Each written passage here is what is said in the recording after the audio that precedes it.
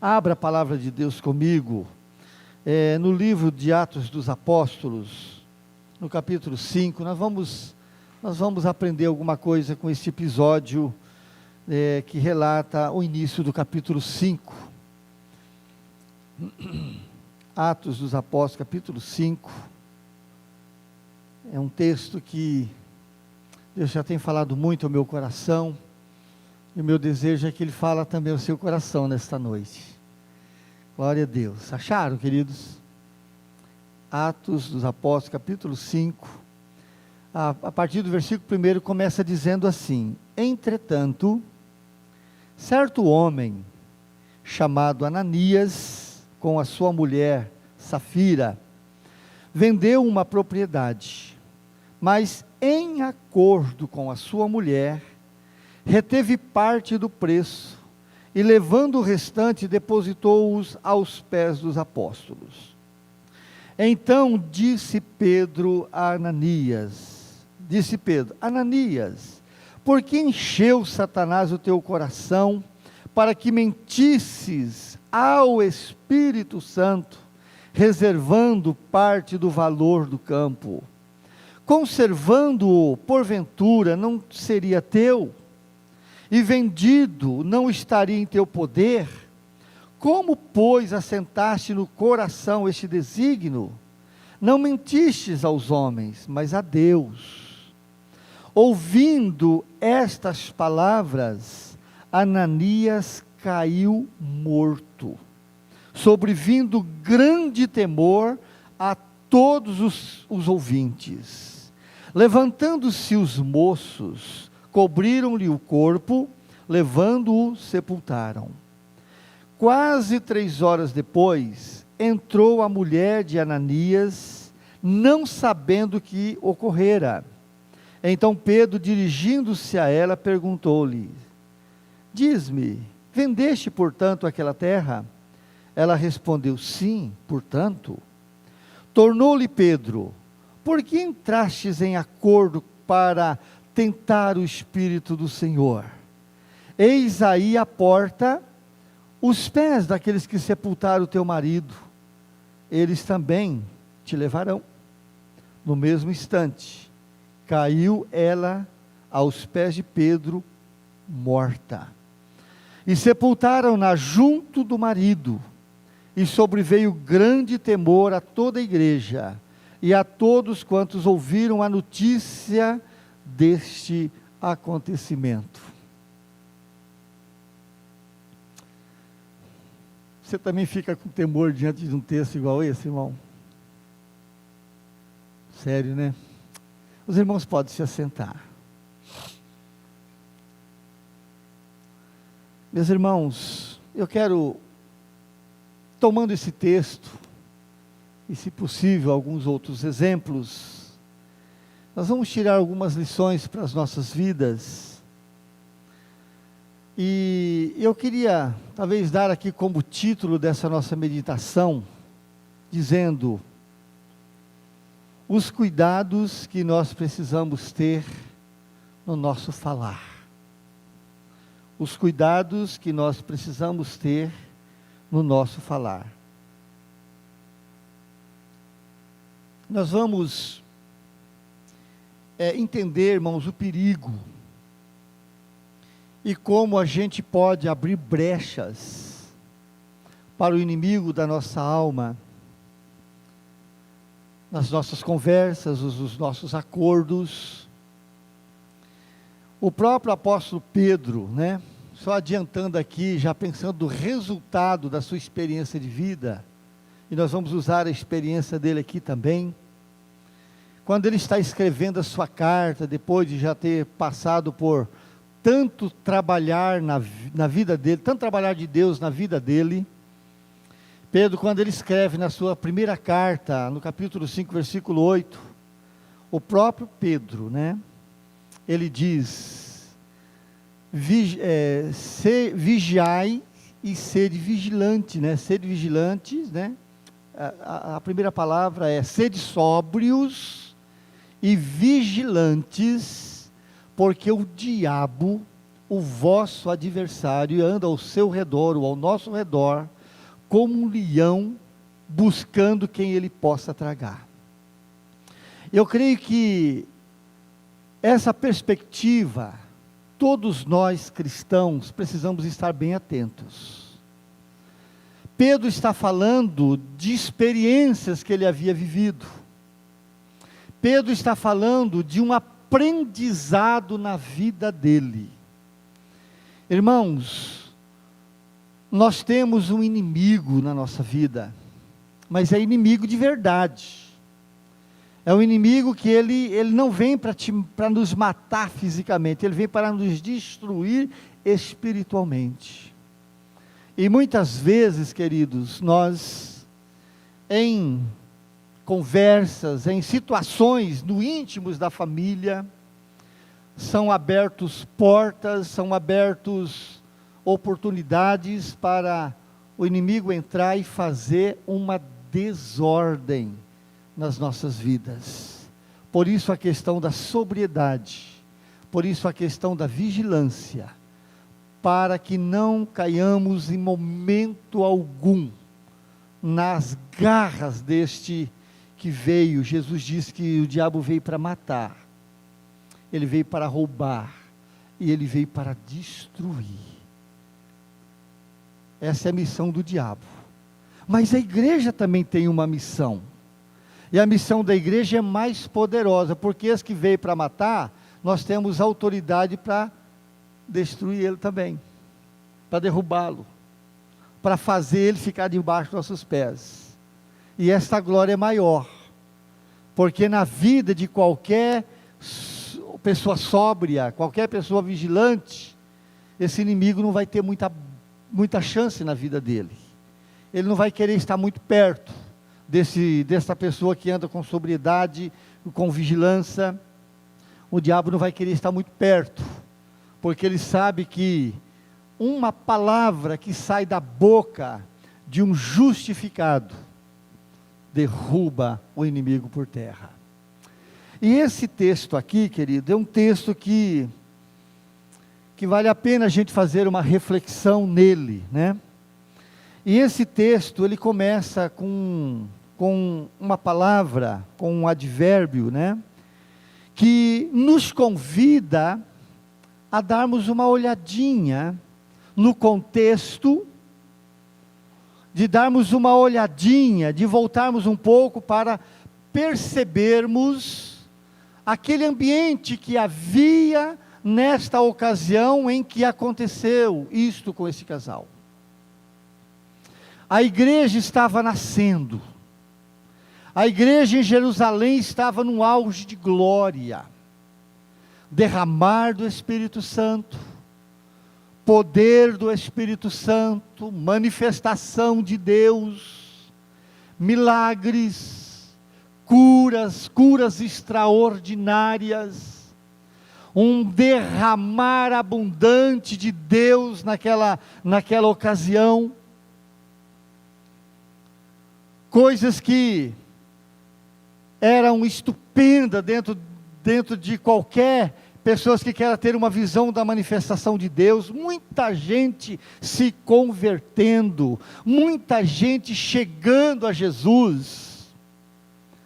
E nesse contexto de gente sendo salva, nós também vamos encontrar autoridades da época, daqueles dias, muito revoltados, querendo matar os apóstolos, querendo acabar com a vida deles. Eram os sacerdotes, eram os religiosos, eram as autoridades de Jerusalém, muito incomodado com aquilo que estava acontecendo em Jerusalém, porque a coisa estava explodindo, né? Em termos assim da manifestação da glória de Deus. E havia naqueles dias, irmãos, uma coisa muito bonita acontecendo entre a igreja, né? E era ações voluntárias, as pessoas se doavam, a unidade entre a igreja era uma coisa maravilhosa, existiam aquelas reuniões, aquele convívio, pessoas compartilhando da sua vida, compartilhando dos seus bens, vivendo ali uma verdadeira comunidade, porque eles estavam entendendo também que é como se aqueles dias fossem os dias finais, e que Jesus já viria logo naqueles dias. Então eles começaram a se dispor de bens, mas isso era um ato voluntário, não tinha ninguém pressionando, não tinha ninguém fazendo isso. E os textos anteriores falam que naqueles dias, junto da igreja, não havia necessidades, porque eram supridas, os que tinham, repartiam com aqueles que não tinham, e eles estavam levando assim uma vida bem comum.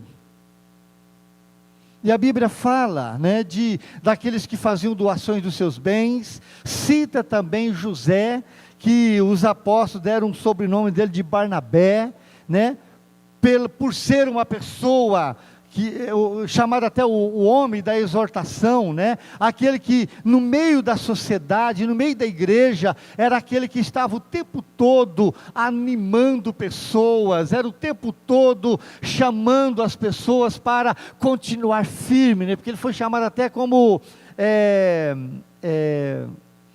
o filho da exortação. Era aquele levita que estava assim cuidando das pessoas. Aí, meu irmão, você está bem, E daí, meu irmão, fica firme, vamos nessa, vamos conquistar. E entende? Ele por ser um levita que tinha esse ministério de estar sempre com aquele ânimo, animando as pessoas, cuidando das pessoas, levantando o ânimo daqueles que estavam desanimados. Por esta razão é que ele leva o nome de filho da exortação. E esse mesmo Barnabé, ele também se desfez de uma propriedade que ele tinha, e ele trouxe tudo aquilo aos pés dos apóstolos, para poder abençoar a igreja, para abençoar o povo de Deus, uma experiência semelhante aos nossos líderes, Estava falando com o pastor Valtenir, falando com ele, tomei liberdade de falar, de dar um testemunho da vida do pastor Valtenir, que também ele é um parecido com esse José, que ganhou também o nome de Barnabé, o filho da exortação, que é tudo isso. O pastor Valtenir é tudo isso, pastor? O pastor Valtenir também tem, no início dessa obra, investido os seus bens materiais. O pastor Valtenir é aquele líder que não tira do povo, ele abençoa o povo, E aqui, irmãos, o que me parece nesse texto, algumas conclusões que eu tiro desse texto, e pensando aqui na vida deste casal, Ananias e Safira, que vendo aqueles acontecimentos, vendo aquela deliberação que existia entre a igreja, entre os irmãos, ele e a sua esposa tinham uma propriedade, e eles também sentiram a necessidade de vender a sua propriedade. E isso aqui é uma conclusão minha, me parece aqui que este casal, eles estavam vivendo um constrangimento, eles não estavam com o mesmo coração, eles estavam juntos, juntos, mas não interligados. E eu posso ver na vida desse casal, num constrangimento, tinham que vender uma propriedade, mas não queriam fazer o que ele estava vendo muitos fazendo. E ainda, irmãos, não existia ninguém pedindo propriedade de ninguém ali, não existia isso, o que alguns estavam fazendo era por sua própria deliberação. Não tinha nenhum apóstolo pedindo, vende as suas propriedades e traga aqui, não existia isso, pelo contrário. Mais tarde Paulo vai ali, Paulo quando ele aparece, Paulo até ordena, põe em ordem essas coisas, mas o Ananias, lá no interior da sua casa, conversando com a sua esposa, Safira, né? E é curioso, irmãos, porque o Ananias, o seu nome tem um significado maravilhoso. O significado do seu nome era a graça de Deus. E a Safira, o significado do seu nome era pedra preciosa, brilhante. Mas só tinha beleza nos nomes. Só tinha isso, só beleza nos nomes. Mas eles não estavam entendendo o mover de Deus, eles não estavam juntos, e num acordo. O que vamos fazer? Essa propriedade é nossa. Então está Ananias e a sua esposa ali conversando, e o que vamos fazer? Nós não queremos dar o valor dessa propriedade, nós queremos também, né, nos prevenir, nós não sabemos o que nos esperam. E de repente surge lá uma ideia: olha, vamos vender e vamos reter a metade do valor, e nós vamos dar a metade. Essa era a conversa dele: nós vamos dar a metade desse bem, e a outra parte a gente retém, só que a gente não fala para ninguém. Ninguém precisa saber disto. Mas quem traz essa ideia é Satanás. É o diabo que introduz ali e começa então a engrossar aquela conversa, começa a dar músculos, né, fazer ficar robusto aquele propósito. E os dois nessa conversa aceitaram, propuseram fazer desta forma. Então vamos fazer assim. Então Ananias falando com Safira: olha, não conta isso para ninguém, tá? A Safira fala para o seu esposo: Ananias também, não conta isso para ninguém pode saber disso que nós vamos fazer. E os dois fizeram esse acordo, e concordaram em mentir, e não deu outra. E quando Ananias vai lá para o templo, ele vai primeiro da sua esposa foram 3 horas depois, ele vai lá e fala com Pedro, fala com os apóstolos: olha, vendemos a nossa propriedade, e em acordo com a minha esposa, nós estamos trazendo aqui, depositando o valor da propriedade. E o apóstolo Pedro olha para Ananias,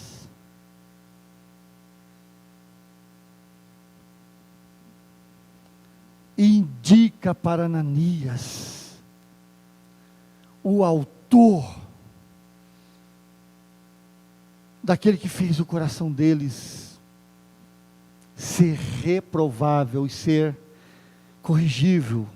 Pedro fala: Ananias, por que você deixou Satanás enganar vocês? Por que você deixou Satanás encher o coração de vocês e convencer vocês para vir mentir para Deus? O Espírito Santo: Ananias, você não está vendo a ação de Deus, Ananias? Irmãos, eu acredito que Pedro falou algumas coisas ali que Ananias precisaria saber, lembrando Ananias do que ele já tinha visto na ação de Deus, como dizendo: Ananias, diante de tanto mover de Deus, diante de tanta manifestação de Deus, Ananias, você cair nessa de Satanás, você entrar em acordo com a sua esposa, um acordo mentiroso. Ananias, quem foi que pediu para você vender a sua propriedade e trazer aqui? Quem é que está fazendo isso? Quem foi que pediu isso para vocês? Você vendendo, não seria tudo teu, Ananias? Vendendo a sua propriedade, você não teria o poder sobre tudo, porque é teu, Ananias. Não tem ninguém aqui está pedindo os seus bens, e vendendo estaria em teu poder, mas você deixou Satanás encher teu coração, e ele propôs uma mentira, um engano, e vocês não pensar que vocês estariam tentando enganar a Deus. Não foi a nós que você está enganando, você está enganando a Deus. Ananias, Deus abomina a língua mentirosa. Deus abomina a língua mentirosa. Está lá em Provérbios capítulo 12, versículo 22. Que Deus abomina a língua mentirosa. E quando Pedro então repreende Ananias, torna ele consciente da gravidade do seu erro, o texto diz que Ananias caiu morto na frente dos apóstolos. Um episódio que assustou a congregação. E ele cai morto ali. Aí vem os jovens ali, os servidores, tira Ananias dali. 3 horas depois, vem a esposa de Ananias, que é a Safira. É interessante, irmãos, que com Ananias, Pedro fala com ele: por que você deixou Satanás te enganar, Ananias? E quando Pedro vai falar com a Safira, ele fala: por que você entrou em acordo com teu marido, Safira? Você poderia ter se salvado. Você poderia ter deixado o teu marido errar sozinho. Tá vendo? 2 repreensões, e cada uma delas tem um caráter diferente. Pedro pergunta para ele: por que você deixou o diabo te enganar? Aí ele vai e fala com Ananias: mas por que você entrou em acordo com o teu marido? Vocês estão vendo aí, irmãos, o perigo que é, e como que a gente pode botar um bloqueio na nossa vida, em entrarmos em concordância, em praticar algo que Deus abomina. Meu Deus, irmãos, pensem nisto. Às vezes um acordo que se faz com um marido, ou que faz com a família, que faz com os filhos, ou até mesmo com um acordo com um sócio. Vamos fazer assim?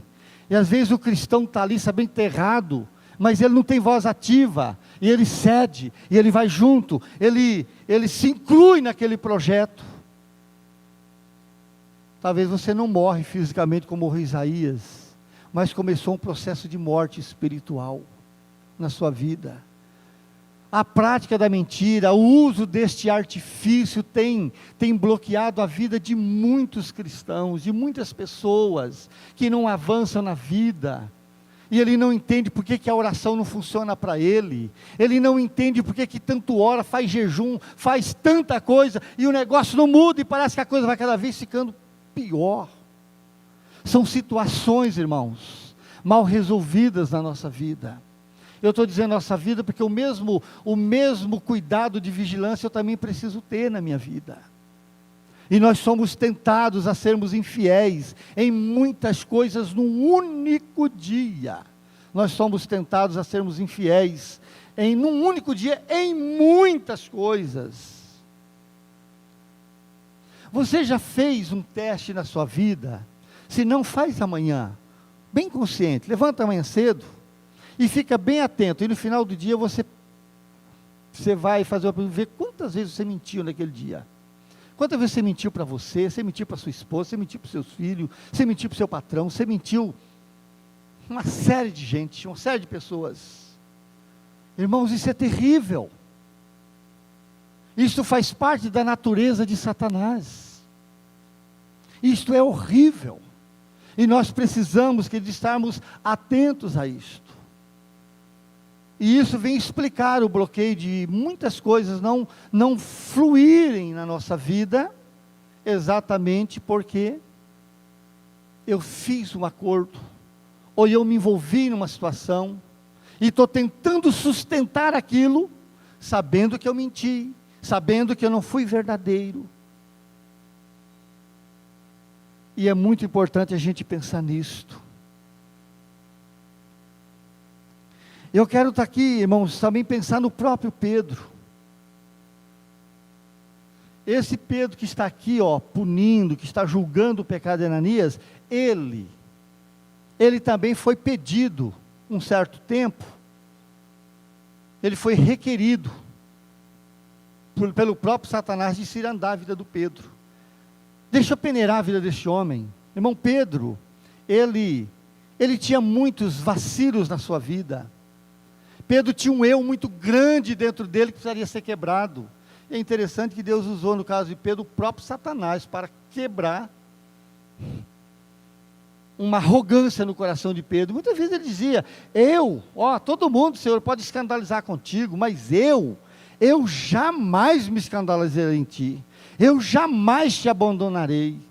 E se eu for estudar a vida do Pedro, antes dele passar por esse tratamento, Pedro negou a Jesus, Pedro praguejou, quando uma vez ele foi questionado, que ele era um discípulo de Jesus, com medo de morrer também. Então, a gente vê que a vida de Pedro tinha muitos vacilos, e Satanás percebe isso. É totalmente diferente do Jó. Jó, Satanás pede para Deus, para provar a fidelidade dele. Jó passou no teste. Agora Pedro está sendo requerido para também fazer, se bem que a intenção do diabo era matar Pedro, espiritualmente falando, porque o pior ataque do inimigo é na nossa fé.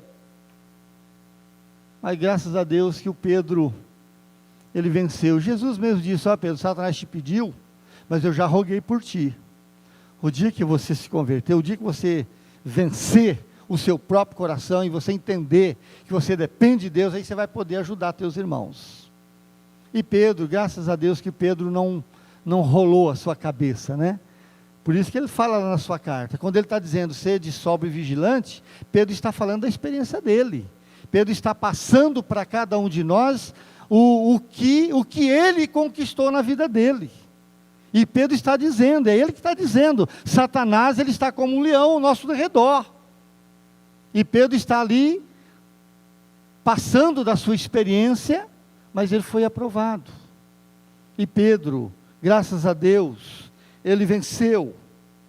Mas nós temos um outro exemplo, muito triste, no Antigo Testamento, que Ananias e Safira sabia disso. Porque todos os relatos do Antigo Testamento, tudo que aconteceu na vida dos profetas, os judeus sabiam. Eles sabiam daquilo. E nós temos um relato na Bíblia, de um servidor de um profeta, o servidor do profeta Eliseu, um profeta que Deus usou tremendamente. Eliseu, que era antes que fazia parte junto com Elias, e quando ele soube que Elias seria tomado pelo Senhor, Eliseu encosta em Elias, ele diz: eu não te deixo enquanto eu não for abençoado com a porção dobrada da unção que está sobre ti. E Pedro vai, como é o nome do rapaz aí? O Eliseu está indo, e ele vai até o fim, e até que ele diz: olha, se você então perceber a hora, assim será contigo. E a prova é que Eliseu,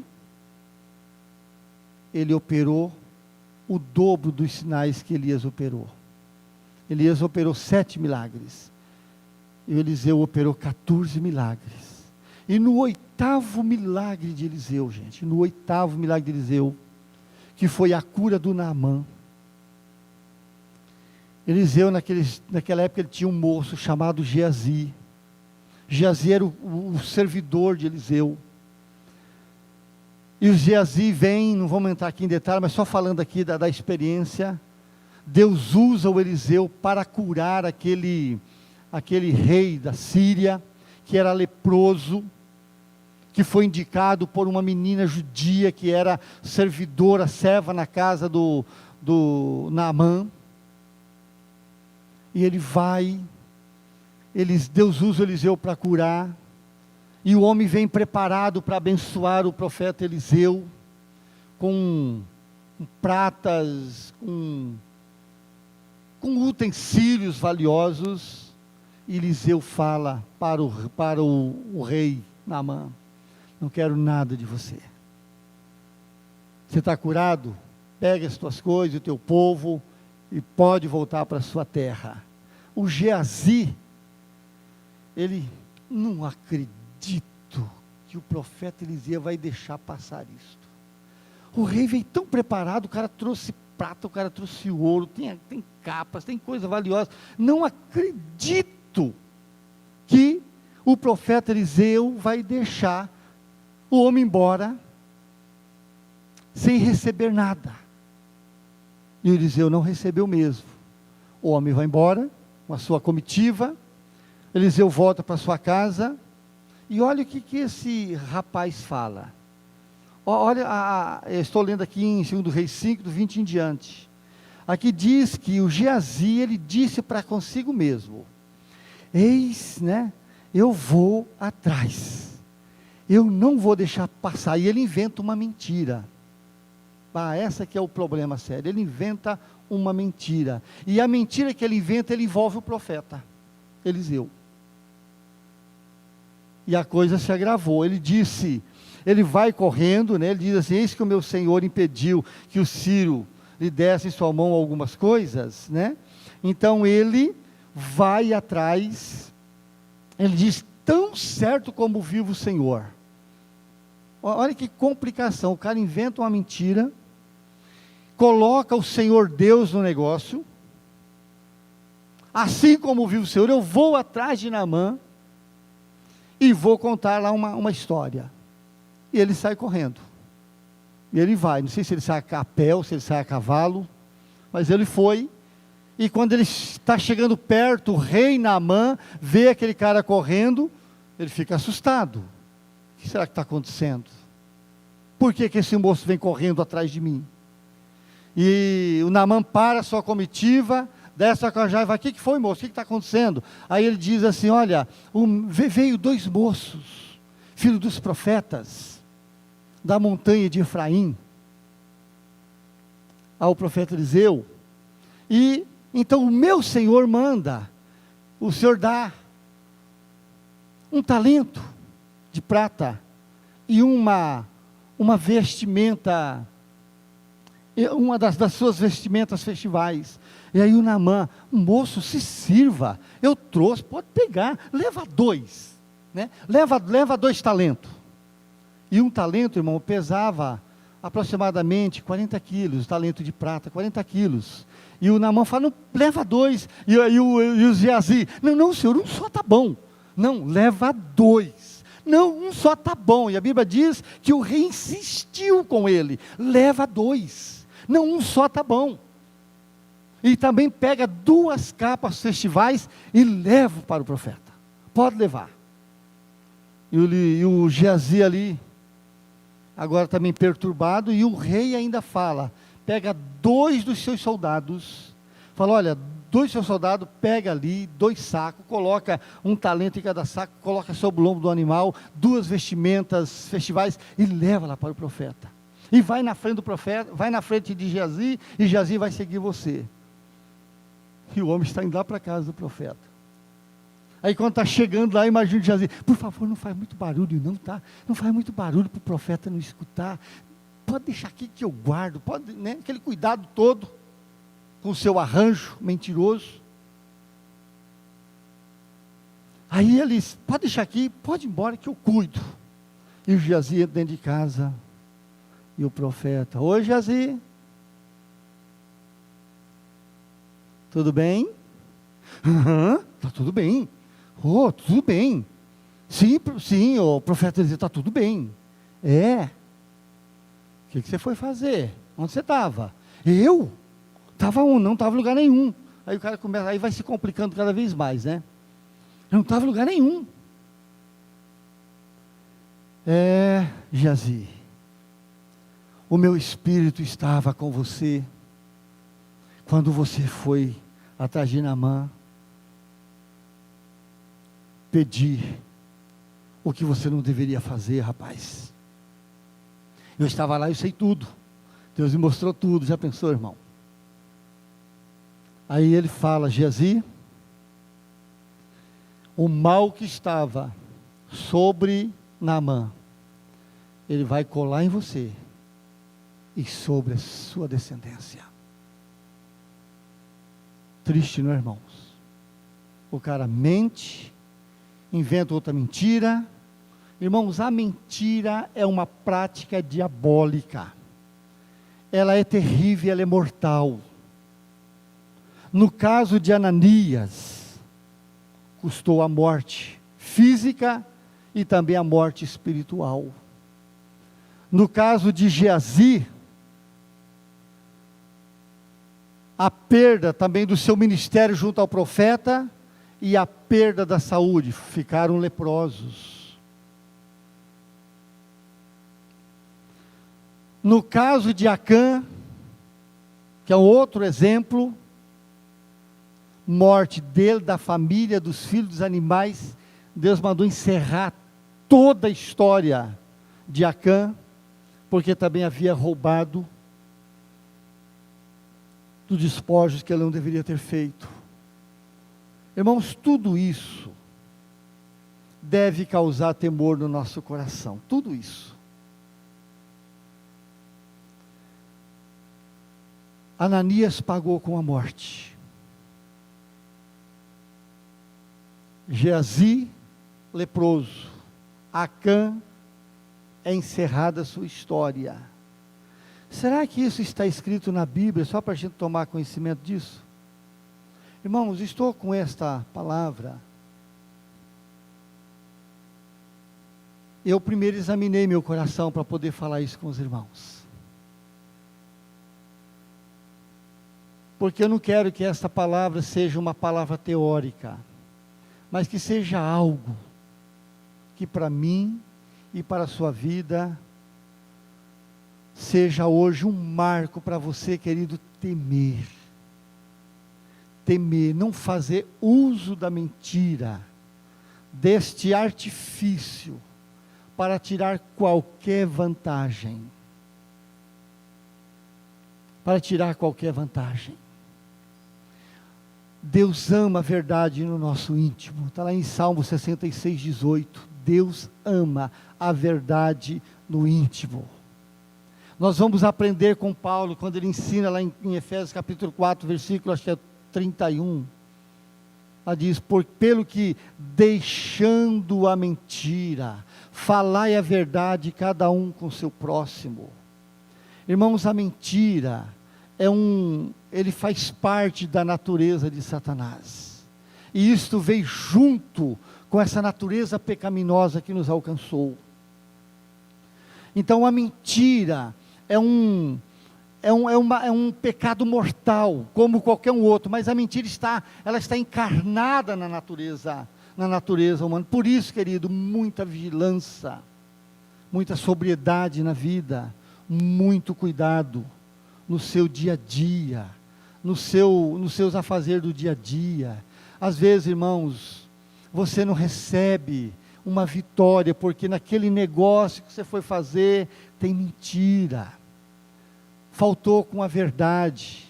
Se eu e você fizermos uso da verdade sempre, nós temos o céu ao nosso favor, nós temos o Senhor Deus conosco. Mas a partir do momento que fizermos uso desse artifício, a gente perde Deus, e Satanás cresce na nossa vida.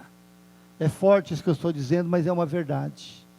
Todas as vezes que a gente pratica qualquer artifício do inimigo da nossa alma, ele cresce na nossa vida, e Deus fica diminuído na nossa vida. Mas quanto mais você cresce em Deus, mais as trevas são diminuídas na nossa vida.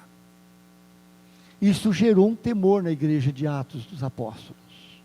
Aquela igreja cresceu no temor do Senhor. Aquela igreja não brincou e não brincava com o pecado. Mas eu queria dizer para você, meu irmão, eu estou falando isso aqui, querido, para ajudar você a guardar o seu coração. Irmão, você irmã, você que tem secretária dentro da sua casa, você que tem aquela colaboradora que te ajuda, você é verdadeira com ela, você é justa com ela, você que mexe com pessoas, irmãos,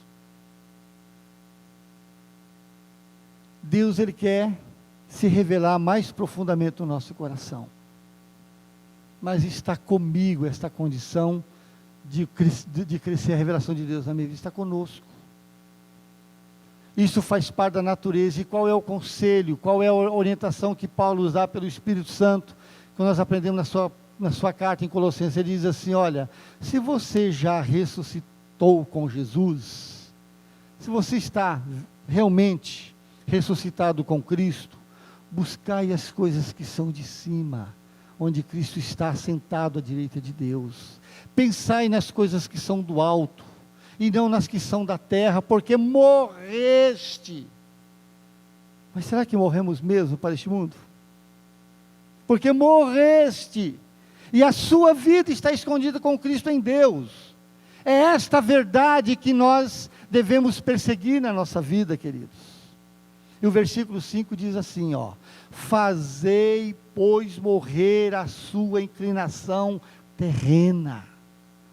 Fazei, pois, morrer. Irmãos, esse imperativo de Deus é nos responsabilizando. Os cuidados da nossa vida, o cuidado do nosso falar, do nosso proceder, está conosco a responsabilidade de ir eliminando da nossa vida tudo aquilo que nos atrapalha. É nossa responsabilidade. Às vezes uma pessoa está ali com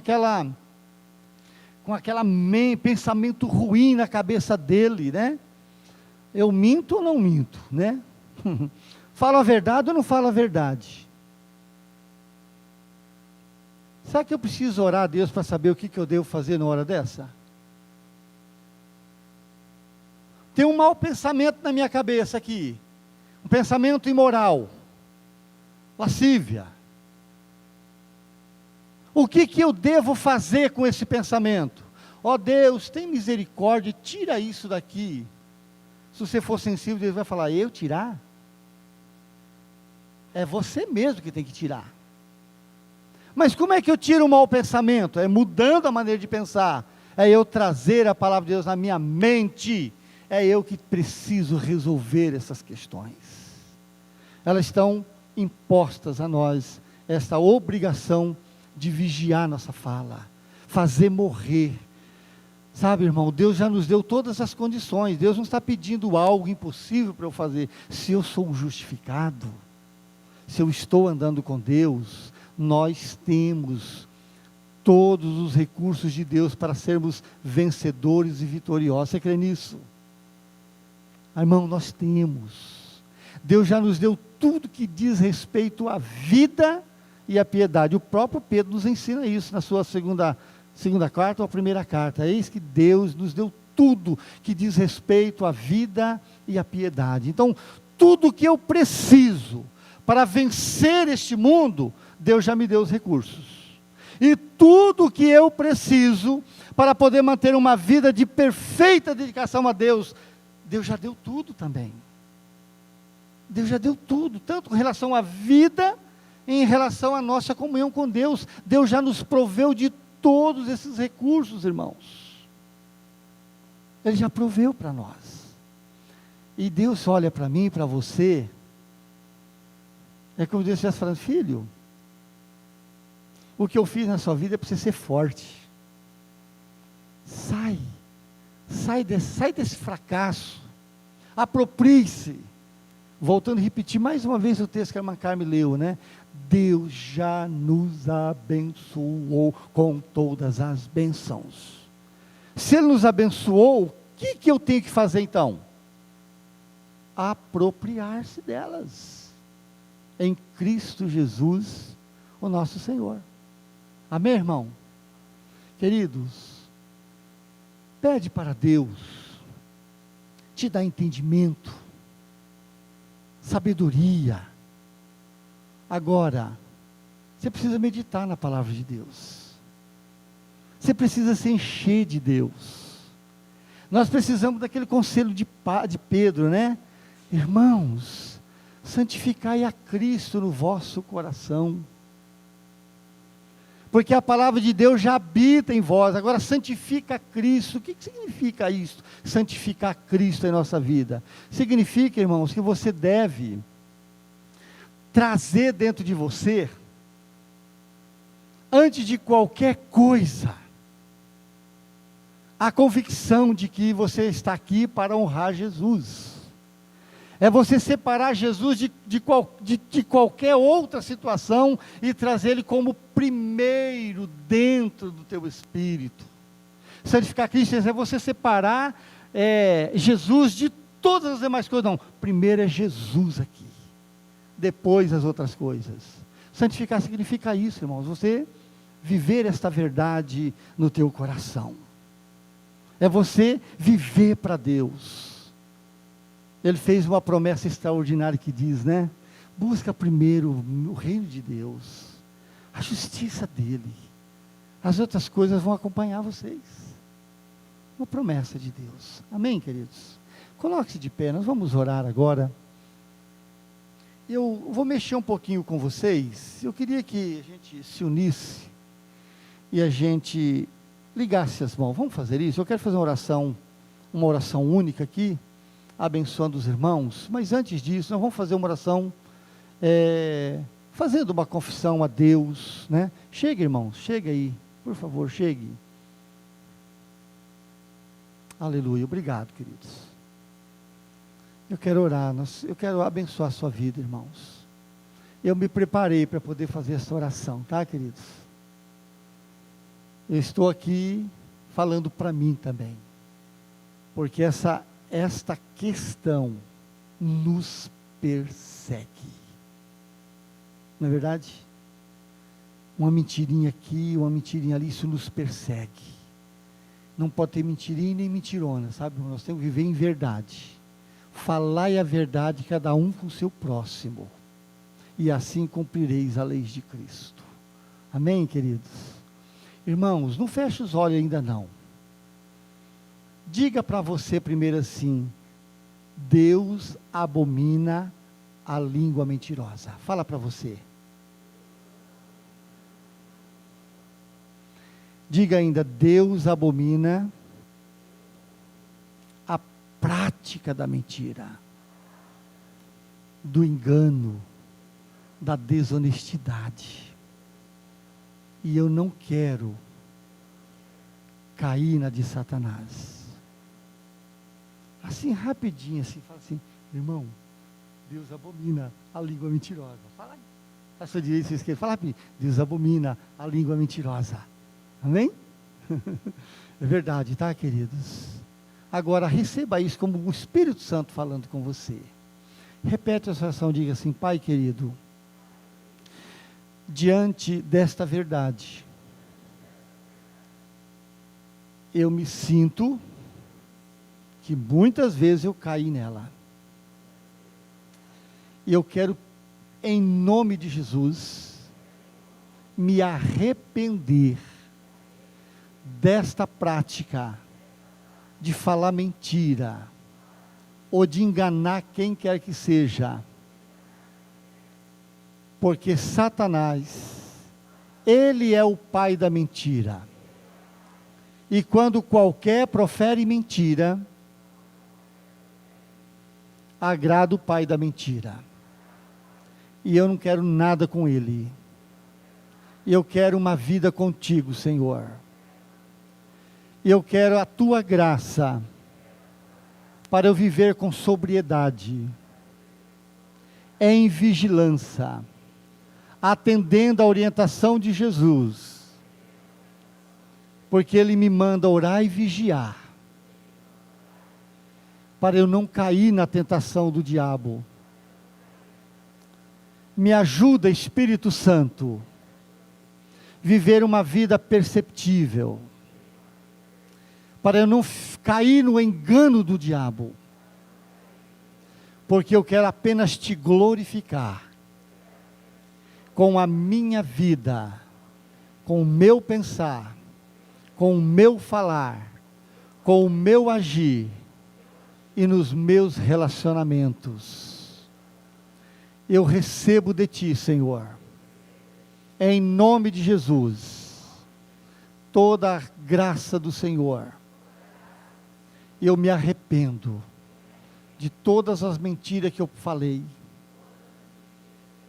e eu vou vigiar minha boca, a minha fala, as minhas atitudes. Diga obrigado, Jesus. Eu não quero morrer como Ananias e Safira. E nem quero ficar leproso como ficou Geazi. E também, Pai, que a história da minha família seja aniquilada. A exemplo de Acã. Em nome de Jesus. Eu consagro a minha vida. Eu consagro a minha casa. Eu consagro o meu casamento.